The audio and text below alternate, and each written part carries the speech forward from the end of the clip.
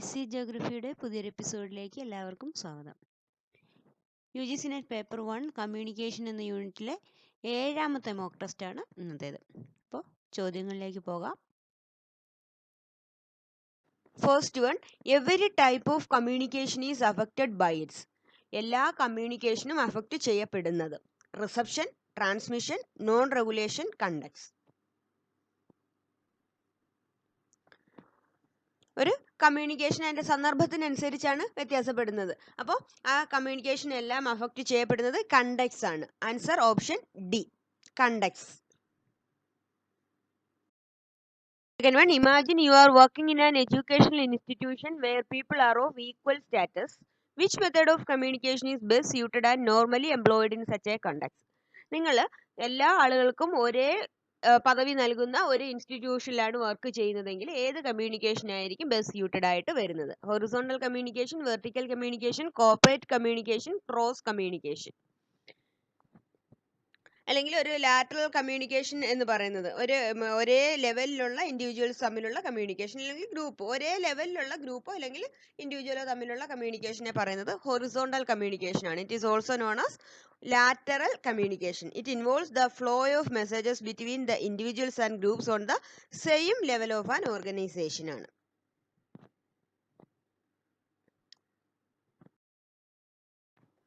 Third question, read the following two statements. First one, information and communication technology ICT is considered as a subset of information technology.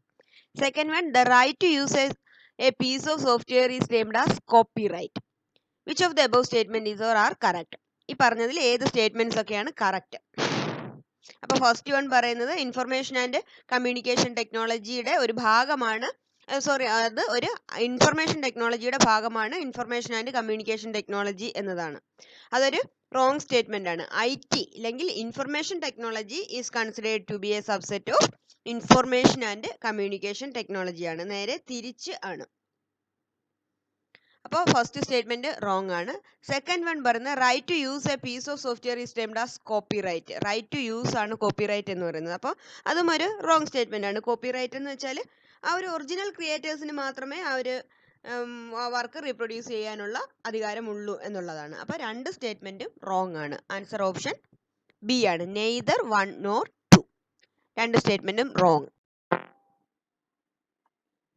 Fourth one, differentiation between acceptance and non-acceptance of certain stimuli in classroom communication is the basis of. Classroom communicationലുള്ള സ്റ്റിമുലസിന്റെ അക്സെപ്റ്റൻസും non അക്സെപ്റ്റൻസും എന്തിന്റെ ബേസിലായിരിക്കും?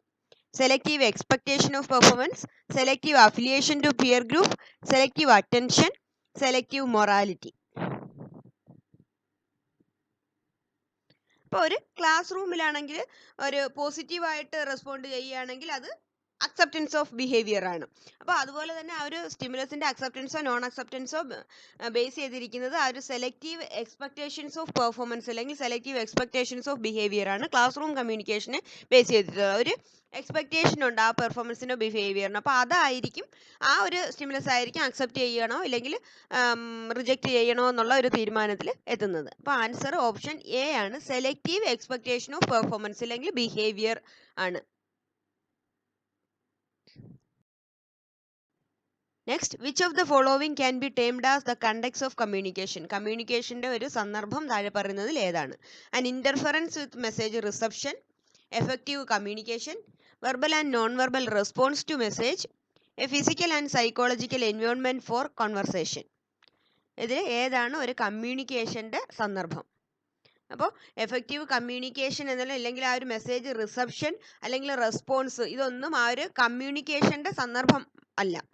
അതൊരു communication മാത്രമേ ആവുന്നുള്ളൂ. ആ ഒരു സന്ദർഭം ക്രിയേറ്റ് ആവുന്നത് a physical and psychological environment for conversation എന്നുള്ളതാണ്. Answer option D. Which of the following term describe the communication between two people that involves sending and receiving of message? രണ്ട് ആളുകൾ തമ്മിലുള്ള കമ്മ്യൂണിക്കേഷനിൽ അതിൽ സെൻഡിങ്ങും റിസീവിങ്ങും വരുന്നു. അപ്പോൾ അതിന് പറയുന്നത് എൻകോഡിംഗ്, ഡീകോഡിംഗ്, ട്രാൻസാക്ഷൻ, ഡിയാഡിക്. അപ്പോൾ ഇതിനകത്ത് സെൻഡിങ് എന്ന് പറയുമ്പോൾ എൻകോഡിംഗ് ആണ്, റിസീവിംഗ് എന്ന് പറയുമ്പോൾ ഡീകോഡിംഗ് ആണ്. അപ്പോൾ സെൻഡിങ്ങും റിസീവിങ്ങും കൂടെ വരുന്നത് സി ആണ്, ട്രാൻസാക്ഷൻ ആണ്. Option C. നെക്സ്റ്റ് മാച്ചിങ് ആണ്. ലിസ്റ്റ് 1 വിത്ത് ലിസ്റ്റ് 2 ആണ്. ലിസ്റ്റ് 2 കമ്മ്യൂണിക്കേഷൻ ടൈപ്സ് ആണ് വരുന്നത്. Vertical communication, grape wine, intra personal, group communication ആണ്. അപ്പോൾ ലിസ്റ്റ് 1 പറയുന്നത് പ്രെയർ ഇൻ സൈലൻസ്. സൈലൻസിൽ നമ്മുടെ ഉള്ളിലുള്ള ഒരു കമ്മ്യൂണിക്കേഷൻ ആണ് വരുന്നത്. അപ്പോൾ അത് ഇൻട്രാ പേഴ്സണൽ ആണ്. പ്രെയർ ഇൻ സൈലൻസ് എന്ന് പറയുന്നത് ഇൻട്രാ പേഴ്സണൽ ആണ്. Then teacher talking to students outside the classroom. അപ്പോൾ ടീച്ചർ കുട്ടികളോട് ക്ലാസ് റൂമിന് വെളിയിൽ സംസാരിക്കുന്ന, ഔട്ട്സൈഡ് ദ ക്ലാസ് റൂം എന്ന് എടുത്ത് പറഞ്ഞിട്ടുണ്ട്. അപ്പോൾ അവിടെ ഒരു ഗ്രൂപ്പ് ഡിസ്കഷൻ ആയിരിക്കും നടക്കുന്നത് അല്ലേ, കുട്ടികളോട് ക്ലാസ്സിന് വെളിയിൽ സംസാരിക്കുമ്പോൾ. അപ്പോൾ അതൊരു ഗ്രൂപ്പ് കമ്മ്യൂണിക്കേഷൻ ആണ്. അല്ല ടീച്ചർ ക്ലാസ്സിനുള്ളിൽ സംസാരിക്കുകയാണെങ്കിൽ ഒരു ബോസ് അല്ലെങ്കിൽ കുറച്ചുകൂടെ ഒരു സെയിം ലെവലല്ല, ടീച്ചർ കുറച്ചുകൂടെ ഉയർന്ന പൊസിഷൻ, ആ നിന്നിലുള്ള ഒരു വെർട്ടിക്കൽ കമ്മ്യൂണിക്കേഷൻ ആണെന്നോ ഒക്കെ പറയാമായിരുന്നു. പക്ഷേ ഇവിടെ ഔട്ട്സൈഡ് ദ ക്ലാസ് റൂം ആയതുകൊണ്ട് തന്നെ ഒരു ഗ്രൂപ്പ് ഡിസ്കഷൻ ആയിരിക്കും, ഗ്രൂപ്പ് കമ്മ്യൂണിക്കേഷൻ ആണ്. നെക്സ്റ്റ് വൺ പറയുന്നത് ആ ഒരു വെർട്ടിക്കൽ ആയിട്ടുള്ള ഒരു കമ്മ്യൂണിക്കേഷൻ ആണ്. CEO എന്ന് പറയുമ്പോൾ കുറച്ച് ഉയർന്ന ലെവലിലുള്ളത് സബോർഡിനേറ്റ്സുമായിട്ട് സംസാരിക്കുന്നു. അപ്പോൾ അത് വെർട്ടിക്കൽ കമ്മ്യൂണിക്കേഷൻ ആണ്. ദെൻ റൂമർ മെസ്സേജിങ് ആണ്. ഒരു ഓർഗനൈസേഷനകത്ത് തന്നെ കുറച്ച് ആളുകൾ തമ്മിലുള്ള റൂമേഴ്സ് പരത്തുകയാണെങ്കിൽ അതൊരു ഗ്രേപ്പ് വൈൻ കമ്മ്യൂണിക്കേഷൻ ആണ്. അപ്പോൾ ഫസ്റ്റ് വൺ എന്ന് പറയുന്നത് 3 ആണ്. ദെൻ സെക്കൻഡ് വൺ പറയുന്നത് 4. അങ്ങനെ ആൻസർ ഓപ്ഷൻ ബി ആണ് വരുന്നത്. Next one, while designing communication strategy, feed forward studies are conducted by. ഒരു കമ്മ്യൂണിക്കേഷൻ സ്ട്രാറ്റജി ഡിസൈൻ ചെയ്യുമ്പോൾ ആ ഒരു ഫീഡ് ഫോർവേഡ് സ്റ്റഡീസ് ഒക്കെ, ആ ഒരു കൺട്രോൾ ആരുടെ കയ്യിലായിരിക്കും? Audience, communicator, satellite, media.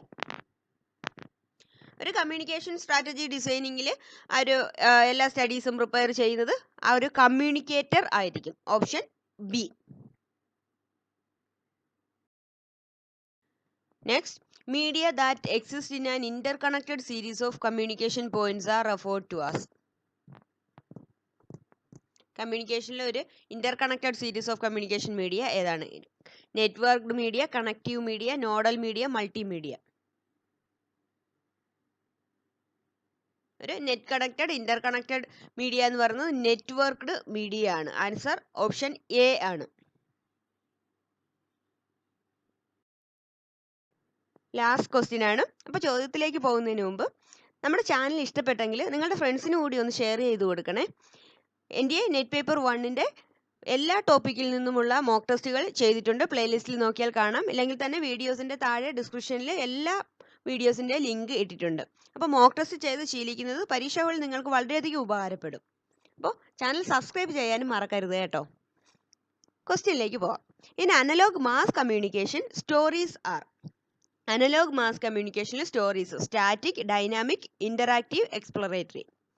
Analogue mass communication എന്ന് പറഞ്ഞാൽ അതൊരു വൺ വേ പ്രോസസ് ആണ്. One way process of transferring message to the receiver, അല്ലെങ്കിൽ ആ ഒരു ഓഡിയൻസിന് മെസ്സേജ് കൊടുക്കുന്നതാണ്. ആ ഒരു വൺ വേ പ്രോസസ്സിൽ നൽകുന്നതാണ്. അപ്പോൾ അത് എപ്പോഴും സ്റ്റാറ്റിക് ആയിരിക്കും. ഓപ്ഷൻ ബി എ ആണ്. അനലോഗ് മാസ് കമ്മ്യൂണിക്കേഷനിൽ സ്റ്റോറീസ് ആർ സ്റ്റാറ്റിക്. അപ്പോൾ മറ്റൊരു വീഡിയോയുമായി നമുക്ക് വീണ്ടും കാണാം. Thanks for watching friends.